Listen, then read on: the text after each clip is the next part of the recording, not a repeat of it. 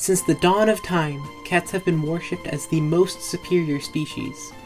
Take ancient Egypt. Cats were treated like royalty wherever they went. And truthfully, this is how it should be. They're the peak of evolution, and today, I'm here to prove that. Pokemon Scarlet and Pokemon Violet are the most recent mainline Pokemon games, as well as some of the most controversial. With its performance issues and its questionable graphics, it has been seen as one of the worst generations of the series. It does have at least one point for it though, and it's a pretty major one. One of the starters is a cat. This automatically catapults it to one of the top 2 Pokemon gens, and this is an objective fact. Fight me. In an effort to settle the long-debated problem of best animal once and for all, today I am beating this wonderful gen using only cat Pokemon. Welcome to the Catlocke. Now let's go over the rules. In this run, I can only use cat Pokemon, can only have one Pokemon per evolution line, will avoid using items, although this rule is malleable, will be limiting my Pokemon's levels to the highest level of the next main objective, gyms, starbases, titans, etc., and will have limited lives per Pokemon. Now, I'll start this out by saying that I'm not especially good at Pokemon, and with the surprisingly limited pool of Pokemon I have to pick from, this will likely be a significant challenge for me. So, in order to offset that a little bit, unlike traditional Nuzlockes, I'll be giving each of my Mons multiple lives instead of one. After all, they are all cats, and so each one will be given exactly 9 lives. If those lives run out, then that Pokemon will be put in the graveyard, never to be used again. Now let's get into it. First, we must make our beautiful character, trying to emulate the looks of a cat as best we can. Perfect. Then we walk downstairs, past the Squovit who can't seem to get his script right, and then greet our mom. While talking to her, we get rudely interrupted by an old man breaking into our house. This man is the principal of Naranja Academy, Dr. Clavicular Manslaughter, Clavy for short, and he is here to flirt with our mom, I think? After they're done with whatever thing they got going on, we get to slowly walk down this long road, until we finally reach the house of the 1%, the rightful home of every cat. After all, they got the best food. We are given the choice of starter Pokemon here, although there's very clearly a right answer. And so we get our very first member, Morris. Ignore that I messed up nicknaming him here, that didn't happen, you didn't see that. Nemona, the 1% in question, immediately challenges us to a duel to prove that we are worthy of Morris's grace. We stomp her. Brutally. Don't bring a duck to a cat fight.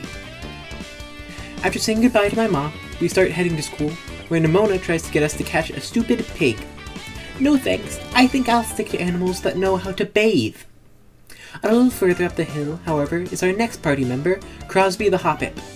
Yes, I know, this thing is barely a cat, but it has the ears for it, and frankly, I will take what I can get here. Unfortunately for us, however, neither of Hoppip's evolutions are cats, so Crosby will be staying how he is, awful stats and all. As we make our way to the lighthouse on the hill, there comes a huge cry from an unknown Pokemon. Looking down off this here cliff, we can see a lizard bird thing being attacked by a pack of vicious, disgusting dogs. We, in an effort to save this unknown creature, totally willingly fall down to the beach, perfectly sticking the landing. After all, cats always land on their feet. Turns out, the strange creature wasn't in trouble at all, and scared away the dogs. In an effort to help them on through the trauma it suffered at the paws of those mangy mutts, we feed it a sandwich, after which it seems to perk up a little. We start making our way back up through a cave, but are stopped just before we leave by the ashamed pack's father. They tattled! Our poor Morris was brutally attacked and had to retreat. Side note, while some of you may count this as a death, clearly it is not, as my wonderful cat would never lose to a stinky dog. Also scripted and the attack doesn't do any damage. The strange creature comes to our rescue, preparing us for the sandwich, and carries us up to safety. Right as we escape, however, the trauma of being bullied by dogs catches up to our new friend here, and he relapses back into his depression, seeming visibly weary as compared to before. Walking up to the lighthouse, we get confronted by a young man with impeccable hair and mommy issues, who seems to be very confused by the fact we are accompanied by the bird lizard, who we learn is named Koraidon. The boy, Arvin, then challenges us to a battle, testing our worthiness to be Koraidon's trainer. Little does Arvin know, Koraidon isn't a cat, and therefore is none of my interest. Arvin sends out a squirrel, notoriously known as a common prey of cats, and we proceed to bite it to death, even flinching it in the process. Arvin seems somehow surprised by this outcome, despite the natural advantage I have using the peak of all Pokemon, and reluctantly gives us Koraidon's Pokeball. He leaves before I can object, so it looks like I'm stuck with this thing. You know, looking at it, its eyes look suspiciously similar to that of Cat's. It seems he's a sort of strange bird lizard cat. I guess he can stick around for now. I quickly make my way through the next town and move to enter Messagoza, the town where our school is located, but get stopped by the upper class. Nemona challenges us to a rematch. Morris makes quick work of her duck, and she sends in her mouse. Thinking that a mouse, natural prey of feline Pokemon, would be no threat to my team, I send in Crosby. In my carelessness, I forget that Hoppip is a flying type, and he gets quickly dispatched, costing him the first of his 9 lives. Nemona, using her Terastallization, also known as cheating, almost takes down Morris too, but he hangs on by a thread and manages to steal the win from the jaws of defeat. We promptly call out Nemona's rich privilege, as she has a fancy crystal thing that an average person could never hope to buy, and she promptly apologizes.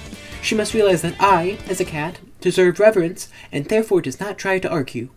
Making my way inside the city and up to the school, I notice a young lady wearing a very nice backpack in the shape of a cat. She must be one of the few real cat appreciators left, and so I move in to say hi. As I approach, it becomes obvious that she's getting hassled by some rude-looking individuals, likely some dog sympathizers trying to cause trouble. I swoop in to rescue her, making quick work of the first sympathizer, who appears to be part of Team Star. Stupid name if you ask me, sounds like something a dog would come up with. Nemona then walks up and, in apology for her previous cheating, got me a fancy crystal ball to match hers. Maybe she isn't so bad. Using my new power of Terastallization, I one-shot that stupid weasel that the other Team Star member used, running those mutt worshippers out of town. Making our way into the school, we are introduced to our homeroom class, which seems to be filled with actual, literal children. Honestly, this scene made me question what the age of the main character is actually supposed to be, before remembering that there's literally a 6-year-old student at the school, and you know what, it probably doesn't matter. Heading to the cafeteria for lunch, I run into Arvin again, and am roped into a quest to hunt down some rare ingredients for food, in which he promises to make me a meal with each ingredient. A fancy feast, perhaps. On my way out of the cafe, my phone gets hacked into and a shady, mysterious figure tries to get me to help dismantle Team Star. As if I needed more motivation to take down those canine-worshipping fools, I readily joined the effort. Dr. Clavicular Manslaughter overhears my discussion and warns me to be more careful discussing things in public, a moment that surely isn't foreshadowing anything at all.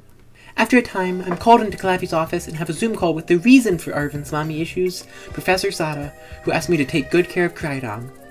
After the call is finished, Nemona shows up and escorts me to my dorm room. After a long day of saving people and getting asked for help, I fall right asleep.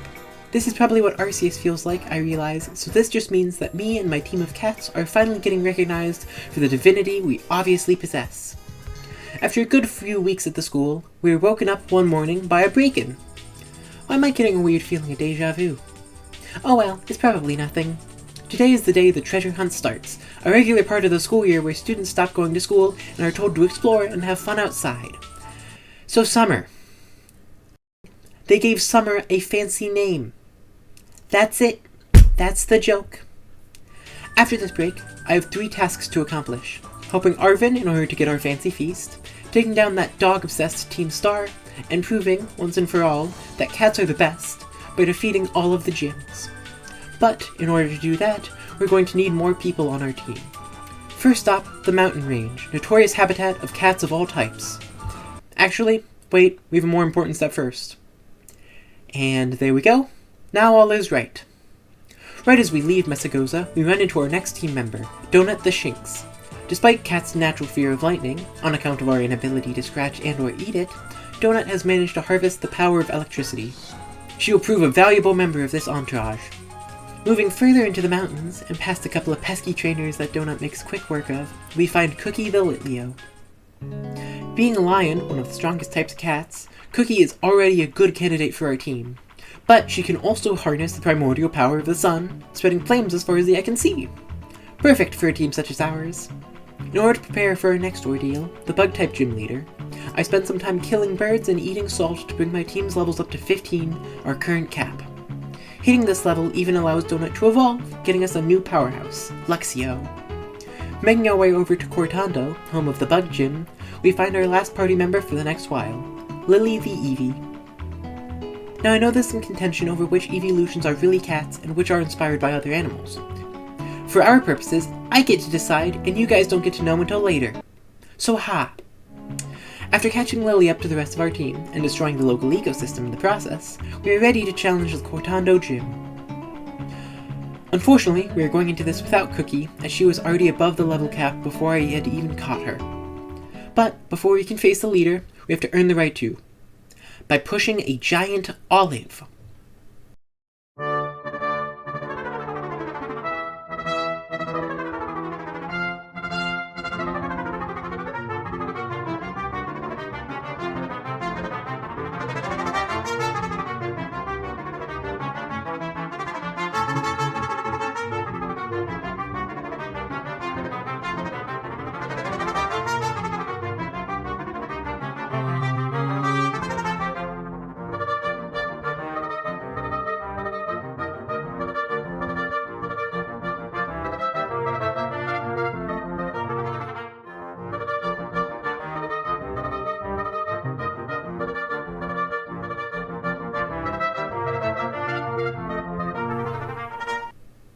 Hey, don't laugh, that's mean. I struggled, okay? After finally finishing that challenge, I stagger up to Katie, the gym leader, with the confidence only cats can have. I start the fight out with Crosby, as flying type is super effective against Bug. The plan is to spam Aerial Ace until the gym is extinct, and it starts out swimmingly. Except for the fact that I forgot to terrestrialize into flying type the first turn, but that's not relevant. I shred through Katie's first 2 mons with ease, but we run into trouble with her third. Knowing that this is her ace, I plan to hit the Teddy Ursa with Sleep Powder. Unfortunately for me, I missed it twice before finally hitting. It may have cost Crosby most of his health bar, but finally the bear is asleep and I can wail away at... Did it just wake up turn 1? God damn it. Crosby loses his second life. Thankfully, Donut comes in and cleans up the fight with a couple of bites and a clean dodge. First badge achieved. With the EXP gained from this fight, Morris evolves into a Floricato, meaning we now have 2 evolved powerhouses. With this, we should have no trouble in the upcoming fights. Next up, our first Herba Mystica, the rare food. Guarding it is a giant cloth, a crab of ginormous proportions. Luckily, this thing is weak to grass type, so Morris makes extraordinarily quick work of it. Making our way into the cave blocked by the crab, Arvin makes a yummy sandwich which Grindon immediately steals from me and eats! Those eyes harbor no remorse. Thankfully, Arvin is kind enough to split his with us, so everyone leaves happy and satiated. And with that, the first part of our journey is complete. Thank you so much for watching, it means the world to me that you made it to the end of this video. If you enjoyed, I would really appreciate if you did all of the YouTube things, like, subscribe, comment, etc. I will hopefully be getting more of these out soon, but I'm new to this whole YouTube thing, so we shall have to see what timeline ends up working out for these videos. Anyway, thanks for sticking around, don't punch any goats on your way out, see ya!